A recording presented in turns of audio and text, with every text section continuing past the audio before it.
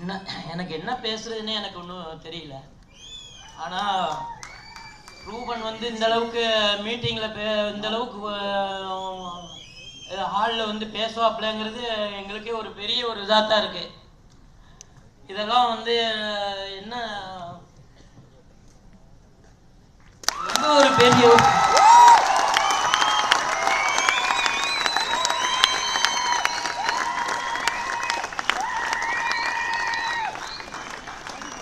சொன்ன மாதிரி எப்போ பார்த்தாலும் ஃபோனில் தான் பேசிக்கிட்டு இருப்பாங்க.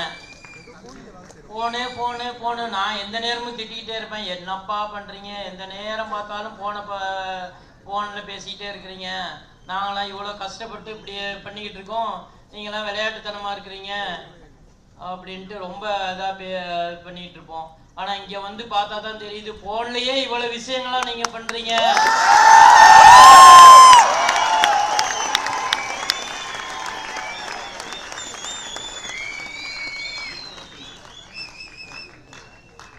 ஸ்டூடெண்ட்லாம் லேசானது இல்லை.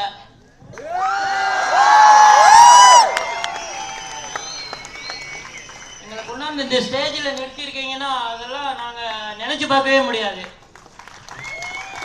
நாங்களாம் அந்தளவு இது கிடையாது. இவங்கெல்லாம் அந்தளவுக்கு எங்களுக்கு இதுனா நாங்கள் இவங்களை பெற்றதுக்கு நாங்கள் பெருமைப்படுறோம்.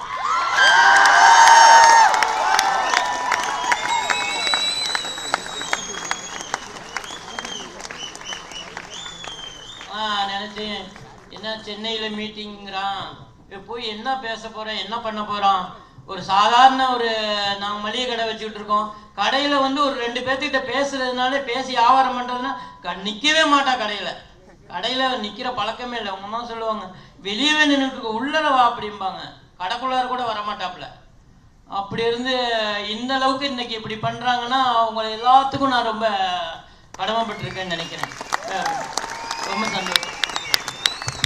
ஏன்னா கடைக்கு போகிறது இல்லைன்னா கடைக்கு வெளியில் நிற்பேன். கரெக்டாக அம்மா தான் சொல்லுவாங்க உள்ளவான்னு. கடைக்கு உள்ளே போகிறது மூலமாக அவங்க கூட தான் சேர்ந்து ஒர்க் பண்ண முடியும். கடைக்கு வெளியே நின்று ஒர்க் பண்ணுறது மூலமாக கடையவே எடுத்துகிட்டு அவங்க ரெஸ்ட் எடுத்து வைக்க முடியும். அதுக்காக நான் ஒர்க் பண்ணிட்டு இருக்கேன். நெக்ஸ்ட்டு ஒரு இன்சிடென்ட் ஞாபகம் வருது. ஆன்லைனில் பார்த்துட்டு இருக்கும் போது எங்கள் அப்பா ஒரு வாட்சை பார்த்தாரு. ஸோ வாட்ச் பார்த்துட்டு ரேட்டு கீழே பார்த்தாரு. நியர்லி 2000 to 3000 இருந்தது. ஸோ எங்கள் அப்பாட்ட சொன்னார், வாட்ச் பார்க்க நல்லா இருக்கு, ஆனால் நம்மளால கட்ட முடியாதுப்பா அப்படின்னாரு.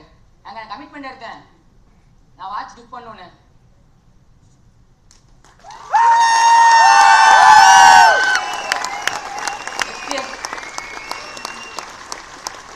எங்கள் அம்மா எனக்கு ரொம்ப பிடிக்கும். ஸோ அவங்களுக்காக என்ன பண்ணுறேன்னு தெரியாமல் மணிலாம் வந்துருச்சு எனக்கு. ஸோ அதுக்காக என்ன பண்ணுறது தெரியாமல் கரெக்டாக ஐவி போனோம், காலேஜ் ஐவி. ஸோ என் ஃப்ரெண்டுக்கு ஒரு சாரி கடையில் பூந்துட்டோம். ஸோ என்ன பர்ச்சேஸ் பண்ணுறதுலாம் நான் சாரீ வாங்கணும் முடிவு பண்ணி ஒரு சாரீ வாங்கியாச்சு. அந்த சாரீ